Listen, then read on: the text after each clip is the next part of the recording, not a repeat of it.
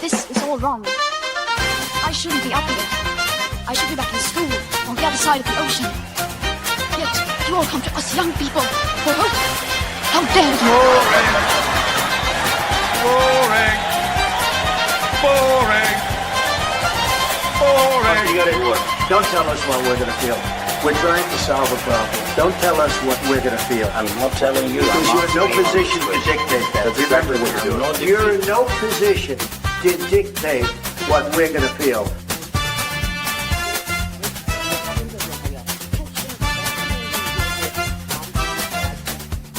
I call again for an immediate ceasefire in Gaza, the return of the sausages, the hostages. Hello, welcome to another edition of Lembit Öpik live here on Unprecedented TV, where we find the facts, kill the spin, and tell it like it is as best we can. Hold the front page, don't trust it, trust me. And coming up in this show today, we're going to talk about what looks like a dangerous escalation of the military conflict in Europe. I'm thinking, of course, of the recent so-called incursion by a number of MiG-31 supersonic fighter planes, almost bombers actually, from Russia into the airspace of Estonia. At least that's been the allegation. And as a result, we've had all kinds of hand wringing and a lot of finger waving at Putin and so forth, and discussions about whether there should be discussions about discussions with Russia. Well, all of this is to say that we've got a very jumpy NATO with the extremely odd, in my view, Mark Rutte at its helm. And we've got the panicking individual herself, Kaja Kallas, no stranger to hyperbole and dramatic reconstruction of recent past events. She is, of course, Estonian.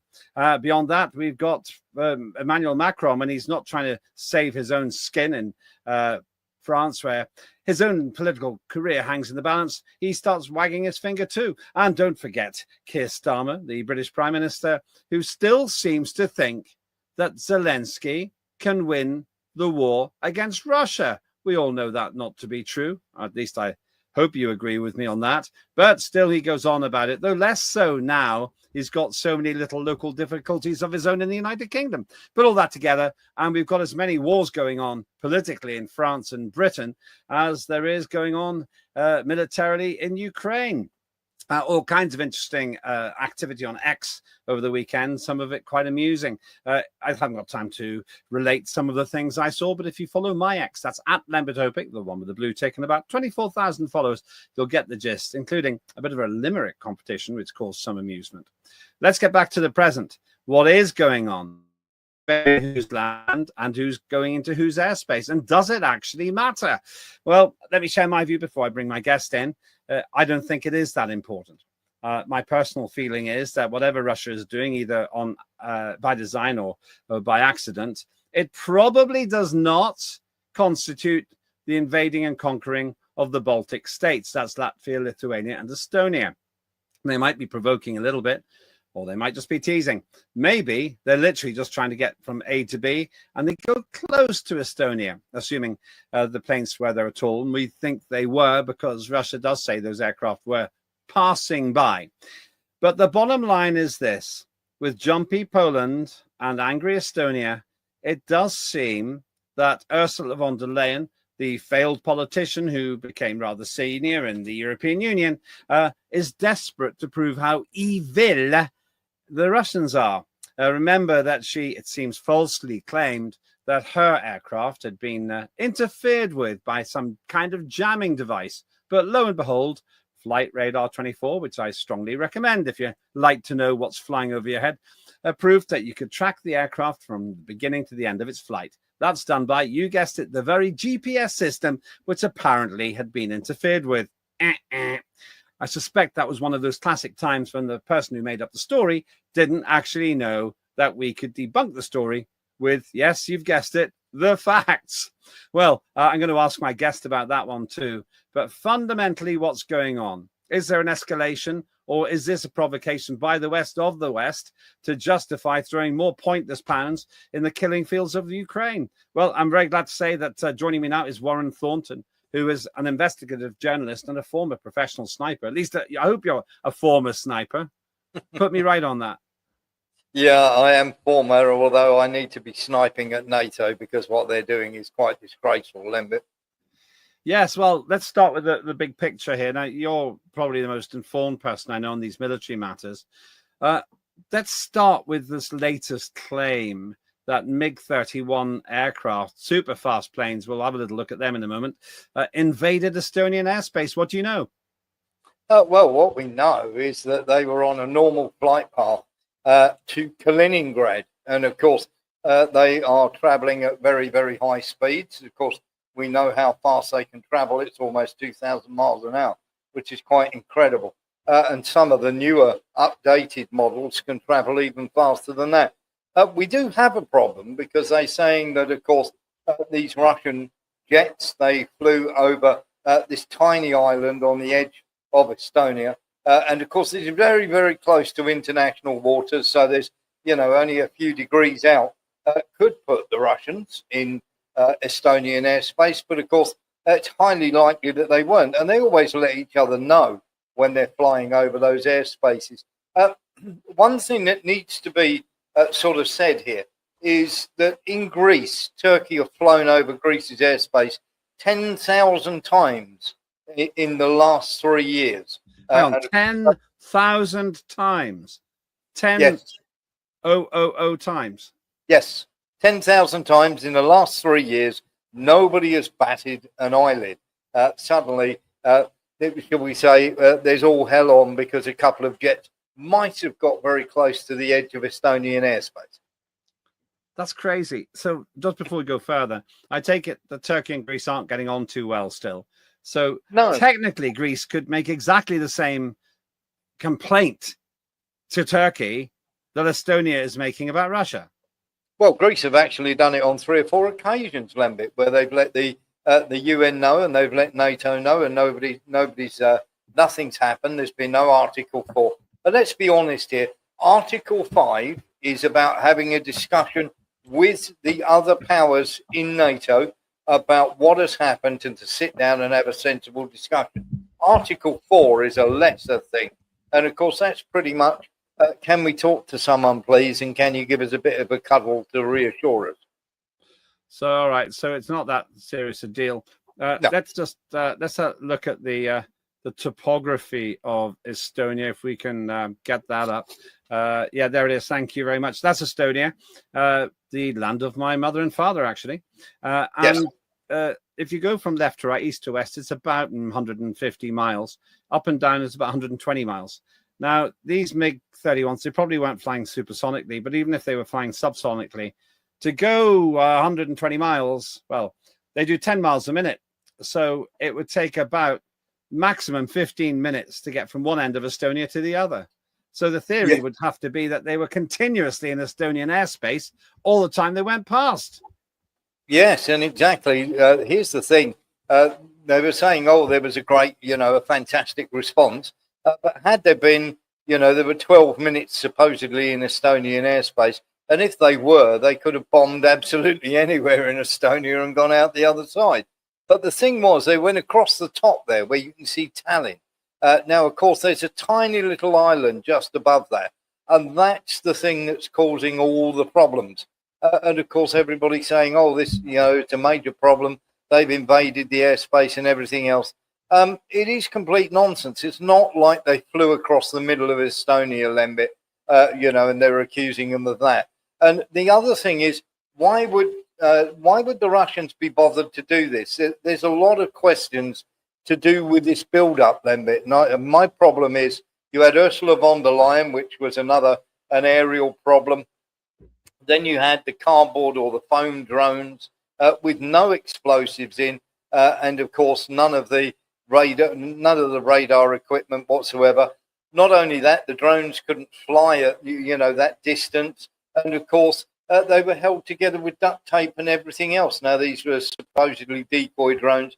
There was meant to be a drone the weekend that went into Romania from Ukraine, turned around and went back into Ukraine.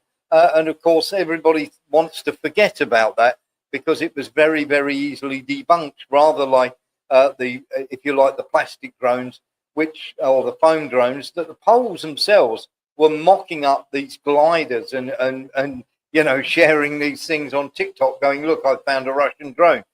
They were finding it hilarious as well, even the Polish people. So you're saying that was rubbish too? Yeah, well, to think about it, Lembit. So here's where we have a problem.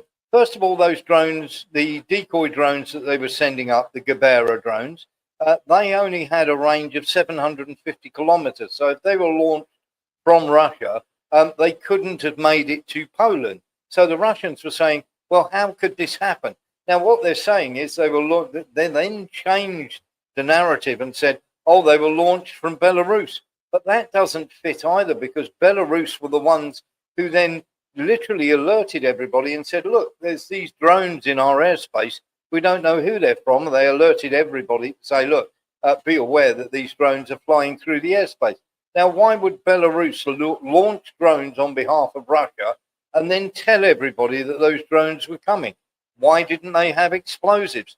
Why didn't they have cameras? And of course, there's no way that they would have flown all the way from Russia through Ukraine into literally into Belarus, then into Poland, and then onto Lvov. They simply don't have the distance to be able to do that.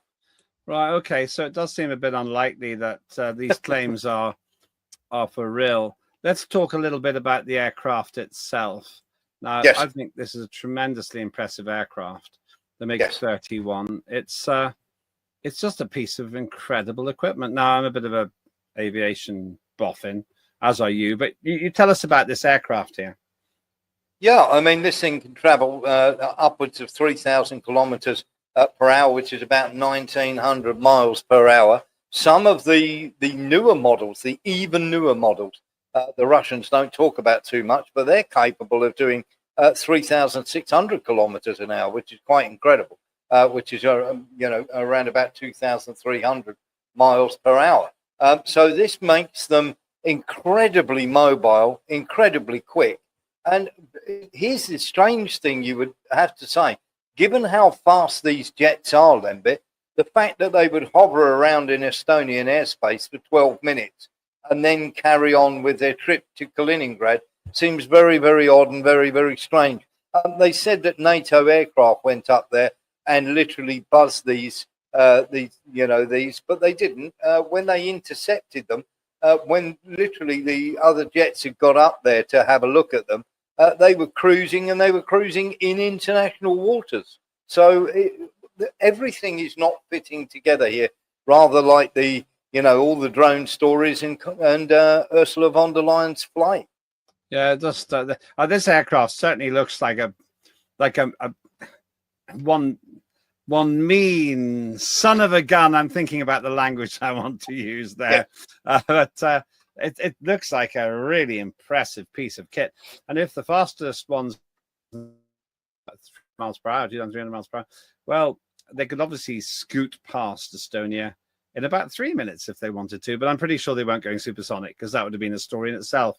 So in order for us to believe the story, we'd have to say that these military machines must have been hugging the coast and been going right along that coastline for almost the full duration of the time that they were going past. And they could only really have done that if they did I don't know where Kaliningrad is actually, how you get there. Whether you go right and then go up past St. Petersburg, or you go straight up. But it just seems very unlikely to me that for 12 minutes, almost the entire length of the Estonian coastline, if you're going south, north, or west, east, these planes were doing what they've been accused of doing.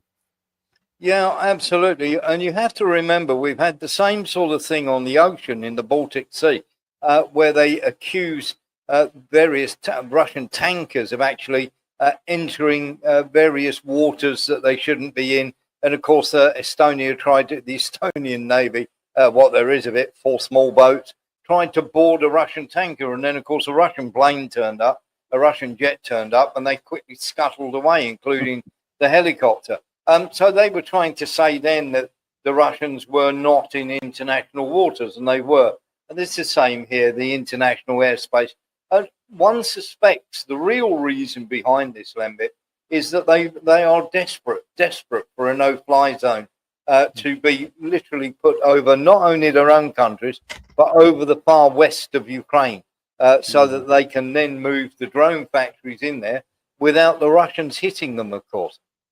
Yeah, I have to say that I find the whole thing totally implausible.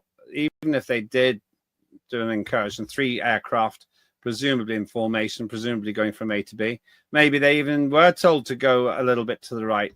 Well, why make a big deal of it? If the Russians wanted to invade and conquer Estonia, they could do it in a day. It wouldn't take long. It would be a piece of cake. Estonia's entire population is half the size of the Russian army, so it wouldn't be much of a fight there.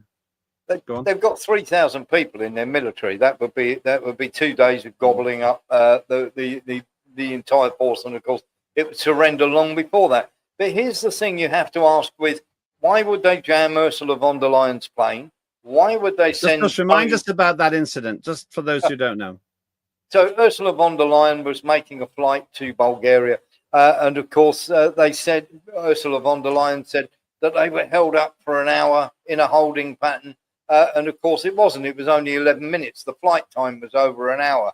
And of course, there was nothing wrong with their GPS whatsoever.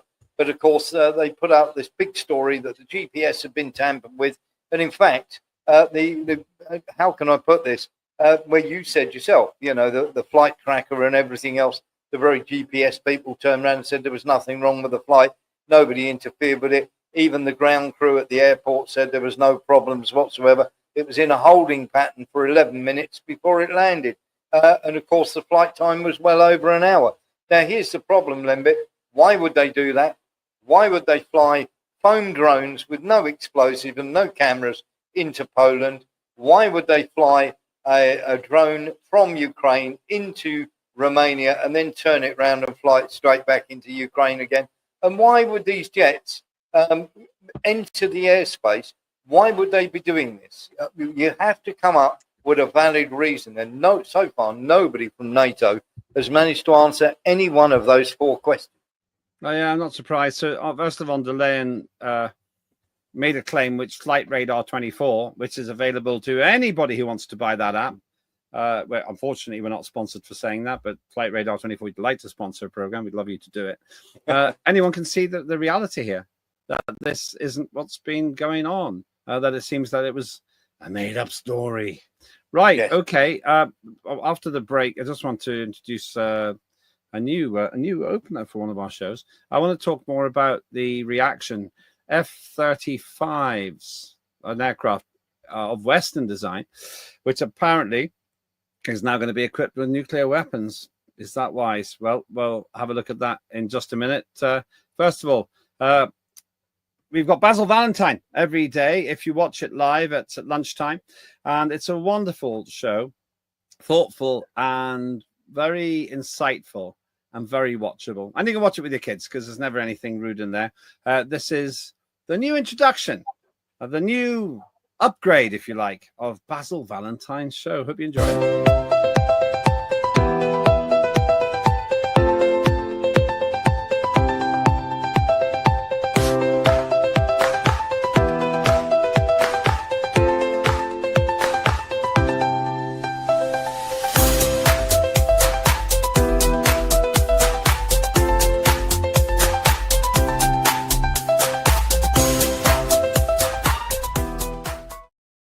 Oh, that's nice. You could watch that after any kind of a mid-morning show, but it's really good. He's such an impressive person, and he's got one of those voices you can listen to all the time. Wonderful chap. Anyway, let's talk about this gritty situation. The story so far, lots of bleating and moaning about the incursion into Estonian airspace by the evil Russians. Though interestingly, nothing went wrong. And now we've got all this other talk about, as you said, something called Article 4 from the people at NATO, and the very odd. Mark, do you find him strange? Yes, it is a very strange thing. The whole NATO sort of setup. They are desperate to get the Americans back on board. They don't. Of course, they're ruining their economies because America is making them pay for everything. America don't really want the conflict to end. They're quite happy for sort of Russia and Europe to pretty much fall apart. And that's what's going to happen. They're talking also about stealing this money from the Russians, the Russian frozen assets. And of course, if they do that, which I suspect they've already been dipping into it, Lembit, I can't believe that the amount of, should we say, the money that they've actually taken from that is all interest. I'm sorry. There's been too many billions going south to Ukraine. Now even if they did, it's essentially not their money. It's still being taken from others, and in a way which quite clearly is taking money to punish a whole bunch of people who haven't necessarily done anything wrong. Well, not only that, there's 235 billion in frozen assets that the Russians can take back, and of course that will take it from companies. And if they have already spent that money, then there's going to be a major problem. But here's the problem, Lembit. If you take that money, any other country that is not part of Europe is going to turn around and go, our money's not safe there because this could happen to us if we disagree with somebody. So why will we invest money? The Saudis and everybody else are going to look and go, I am not putting my money anywhere near the Western powers for the simple fact that it might be our turn one day and they freeze all our assets. And there are some countries that couldn't survive that. So, all right. So we basically got a problem here. And the problem is we've got people getting edgy potentially about the way that money's being handled in Europe. But we've also got a problem because the likes of people like Keir Starmer are obsessed with the ism looking ever more lonely and isolated, I think. But the likes of Keir Starmer are now wanting to have F-35 aircraft, which can be nuclear armed. These nice looking plane, I suppose. But these aren't. They don't look as big. They actually don't look as scary as the MiG-31. But apparently they can use nuclear weapons and carry them. Is this? Yeah. Why are we doing this? When are we ever going to use them? Well, we're not. It's there to bully or scare.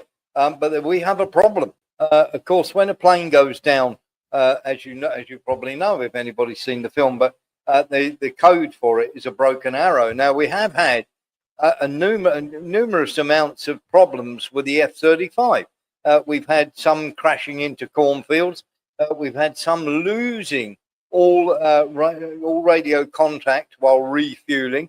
I mean, there have been numerous incidents. I think it's something like 172 different incidents, and they've kept it very, very quiet because, of course, it doesn't do well for the sales of these things. Of course, if you report numerous problems, but we've had at least 2 or 3 go down. Now, could you imagine if one goes down in a cornfield somewhere with a nuclear warhead? Now, obviously, you've got to arm them and everything else. But there are countries, let's put it out there. There are countries out there that will pay a small fortune to have their own nuclear weapon. Yeah. Well, yeah, and then there's all this talk. It's almost triumphalist, I think, in the mainstream media. There's this defense mission over Poland and all this, and there's all this talk about us getting there's an aircraft refueling there now. Now, it seems to me that the state-sponsored station, others, they're unquestioning about the benefits of having these nuclear weapons. Apparently, B-52 Stratofortress, really big aircraft, have also been brought into the UK again, and it actually gives me a chance to run a little piece of I'll resist it today, but a little piece of video from Vietnam about what those B-52s can do. But these people, they sit there looking so serious, as if we should all believe that that this is the right thing to do. That there's the MiG-31 again, and I just don't buy it, Warren. I don't want to have nuclear armed small aircraft on British soil. No, absolutely, and of course there is a major problem with that.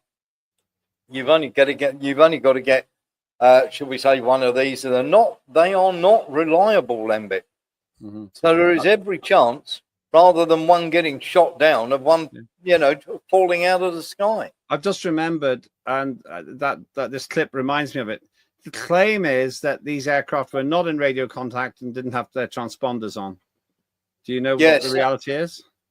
Yeah, absolutely. Well, what they'll do is they don't have to do that, because whenever, and they do it by strict rules, the Russians stick to it, so that there can't be a problem, they log that flight plan and they tell the other countries that they are going to be passing. They do it with ships all the time. They do it with planes all the time. And as I say, there are many, many planes, for instance, that enter airspace and nobody loses their minds over it. For instance, how many times do you think British planes have entered Lebanese airspace or Syrian airspace, or American planes for that matter, you tell me how many? Well, with Greece it was over 10,000, but Britain over the last year have done 3,122 sorties or sorties over occupied territories like Lebanon and Syria. So these planes are doing it all the time, but it's fine when the West does it. It's just really frustrating, this, because it seems to be like the double standards we repeatedly talk about. We were endlessly discussing this. It's very frustrating. I'm not going to ask for a comparison of the aircraft. I'd love to have that conversation. Might not interest that many other people, but let's be realistic. Not everybody really agrees with this. Viktor Orban in Hungary has been a great critic of all this escapade there. Tell us about him. And he laid into Warren. He laid into Zelensky as well, didn't he? Yes, absolutely, and so he should, because of course the Ursula von der Leyen has done this horrible thing. Now, just imagine this for a second, would you? Literally, Orban is owed 22 billion by the European Union, and literally von der Leyen has said, "We'll give you 500 million of that if you don't block the next sanctions, the 19th sanctions package." Yes, exactly that. You're kidding. So basically, they're trying to blackmail him. Yeah, exactly that. They're going, "We've got you 22 billion," because they've been holding a million a day over, because obviously they wouldn't accept all the immigrants into their country, and quite rightly so. And of course, that money's been stacking up. And now von der Leyen's turned around and said, "We'll give you the 500 million. And of course, that's what, 1/40th of what they owe, 1/44th of what they owe the actual Hungarians. And the Hungarians actually, on the quiet, they had a word with the Russians, and the Russians said, "Well, the sanctions don't really bother us, but by all means, you don't have to block them. Don't worry about it. We know what your position is. Get the 500 million if you need it." So the Russians are not bothered at all. And of course, that gives them even more in the bank with the Hungarians. So every move that NATO make or the European Union make ostracizes everybody else, and they are just pushing everybody towards the Russians. At the same time, if you had the dream team, Merz from Germany, Starmer from Britain, and Macron from France on your side, you haven't got much chance, have you?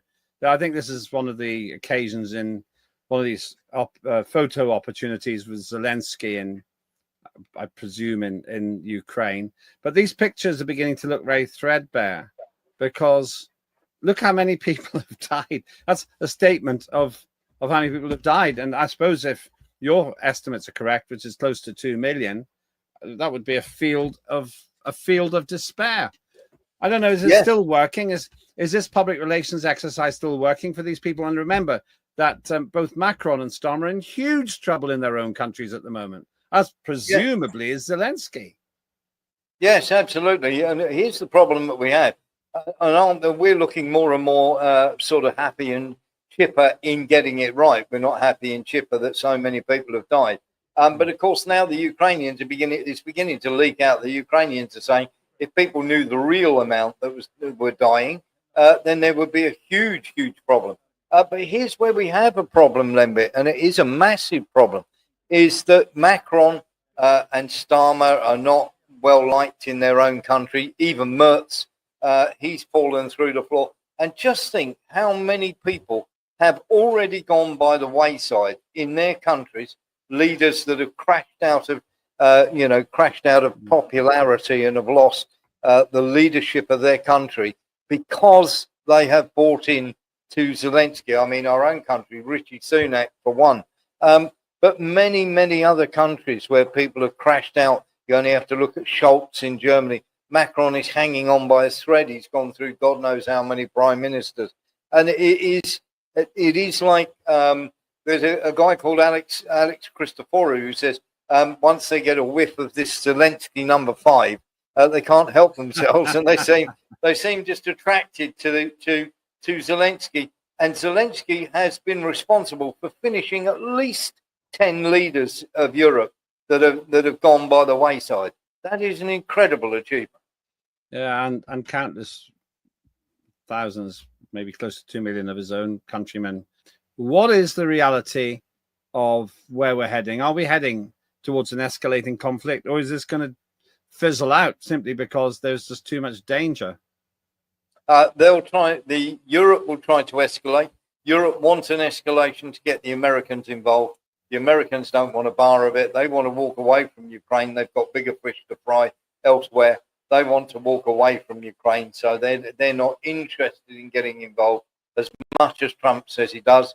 And very simply, the West will keep on lying to the people. They will keep on doing sanctions. We will keep suffering with more energy bills.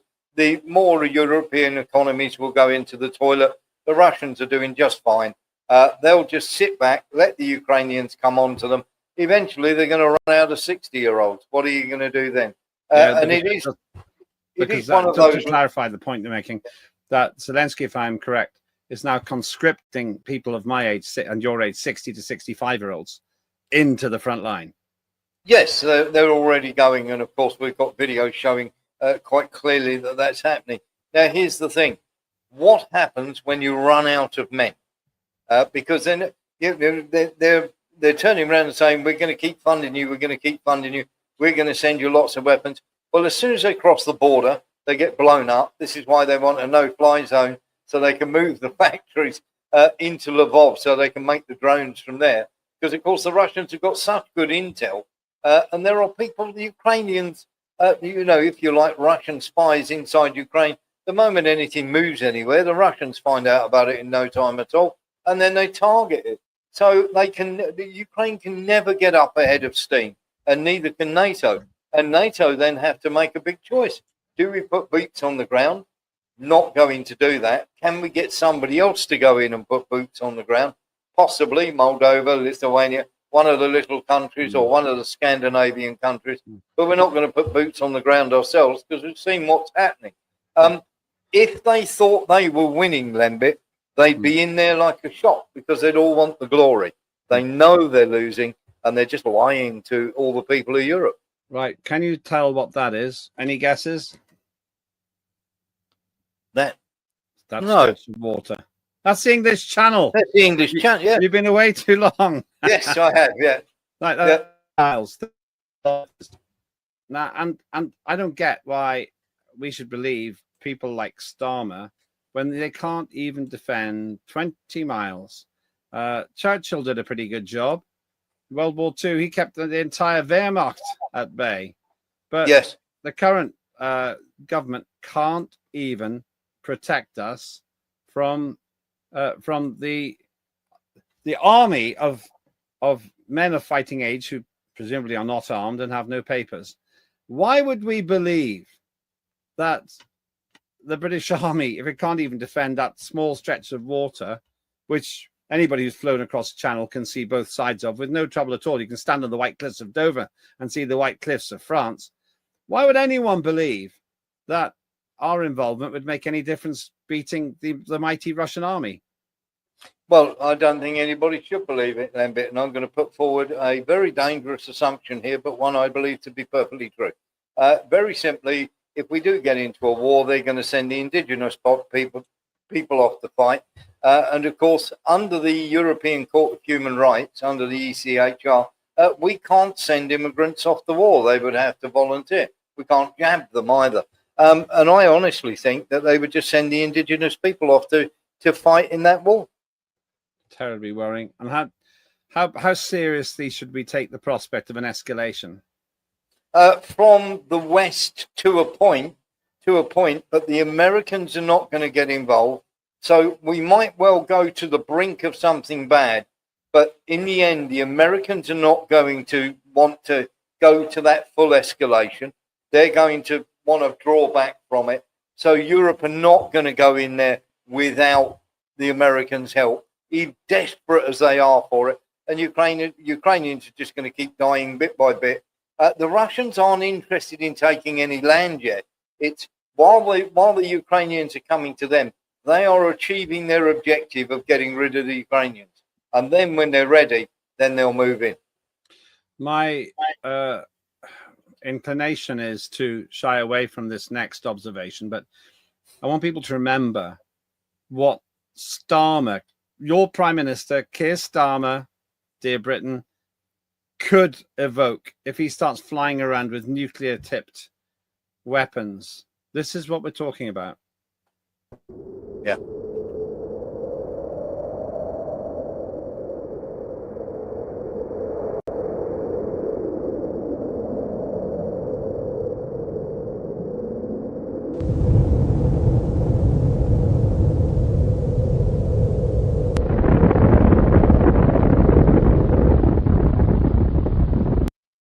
Now, that's my problem. I don't want Keir Starmer to have the capacity, through an unforgivable act of incompetence, to cause this to happen. Yeah. And I'm worried that an irresponsible and underqualified Prime Minister like Starmer, who really doesn't understand military strategy at all, if he thinks that Zelensky can win, he is completely foolish. But I don't want him to drive us into this, which will kill me and my children and you and modern civilization for 50 years, maybe 100. I think there is something to be said here for the unpopularity of the likes of Starmer, Merz and Macron. If it looked like it was going to get to that sort of war where it was going to go nuclear, I think that the British people or the German people or the French people would literally storm, would literally riot in the streets. I think there is every chance that Starmer, any of them trying to do that, would literally be overthrown by their own people. Well, this is why I think it's totally pointless to have F-35s with nuclear weapons on them. Yes. I can't foresee no circumstance in which I would countenance that. If I was Prime Minister, I would now pretty much say I will never use the weapon. Well, I can't conceive of any circumstances. It's something I'm wrestling with. Is there any circumstance in which I think deterrence will work? But at the moment, I don't think I can think of anything like that. It's just such a hopeless confession of defeat when you start doing things like that to people. And yeah, I wouldn't do it. I would never do it. A nuclear weapon is like North Korea do. They say, we've got a nuclear weapon, leave us alone. If you leave us alone, we'll leave everybody else alone and we'll get on with our lives. But if you want to cause trouble, then, of course, we can accommodate you. And, of course, to be honest, Kim Jong-un's got all the toys, but nobody to play with. And I rather suspect he might like that. There is a... that fills me with confidence. But I mean, in a sort of playful way, he would like his troops to get some sort of act. He's not going to launch a nuclear weapon either. He's a bit brighter than that. And of course, everybody is saying that, these people are Russian people bad, North Korea bad, Iran bad, China bad. But are they as bad as the people we've got in charge? I don't think so. There are people volunteering to go to war for Putin. Volunteering in droves, and they can get in 3 months they can get as many volunteers as we have in the entire British Army. Now the problem that we have here, of course, Lembit, is nobody wants to go to war for Starmer or for Merz or for Macron. or indeed for Ukraine. They've actually got to beat their people up and throw them on the front line to get them anywhere near fighting. And of course, when they get there, they do their very best to surrender. It is the war is lost. They took a gamble. They didn't win.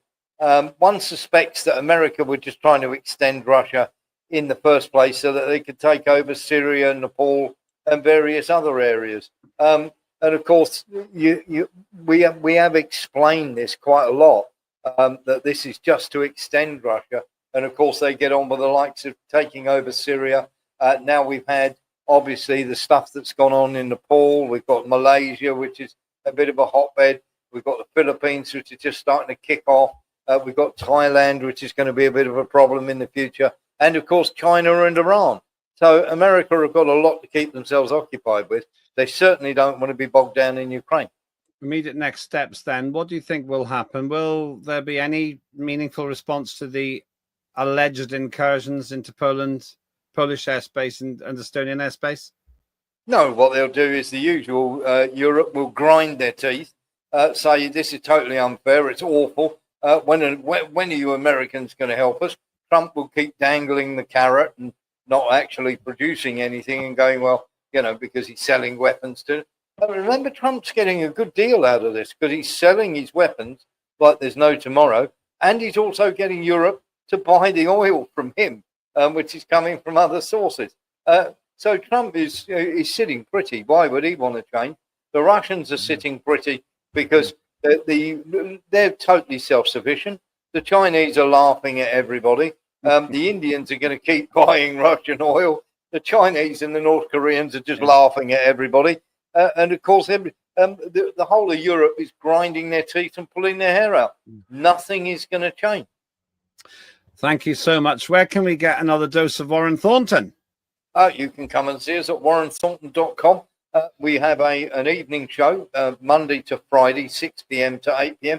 And of course, on Sunday nights, 7 p.m. to 9 p.m. with the wonderful Lembit Öpik and Unprecedented TV.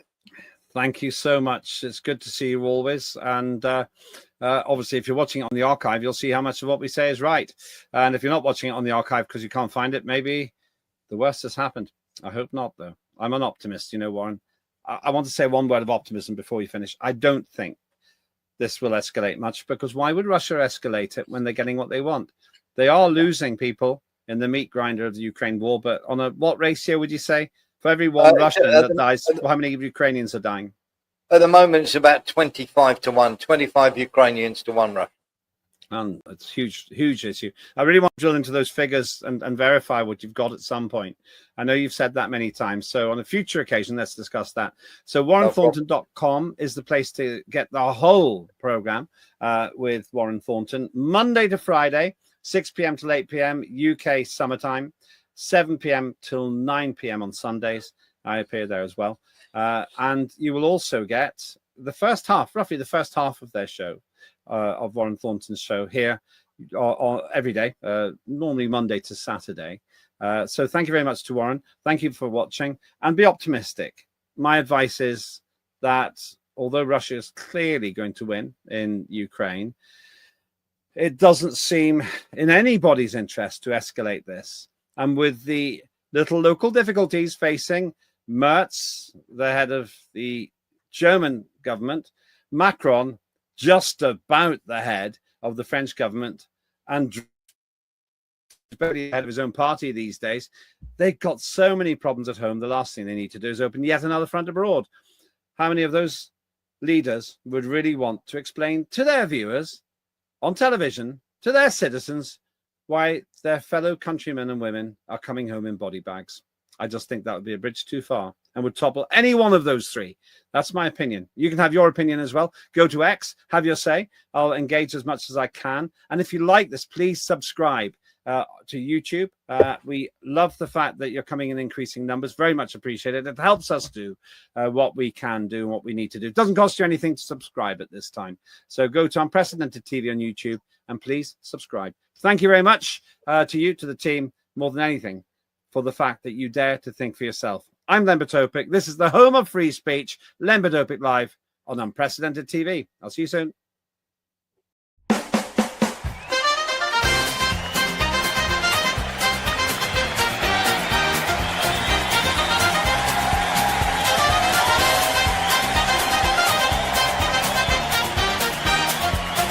immediate ceasefire in Gaza, the return of the sausages.